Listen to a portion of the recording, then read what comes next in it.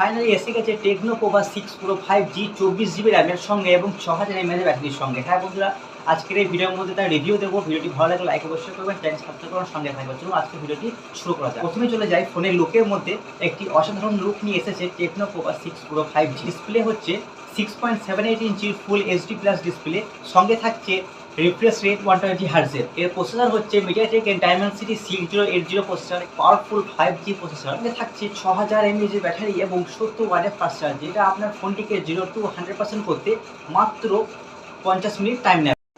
তার সঙ্গে rear camera থাকছে 108 মেগাপিক্সেল এবং 2 মেগাপিক্সেল এবং ফ্রন্ট ক্যামেরা থাকছে 32 মেগাপিক্সেল।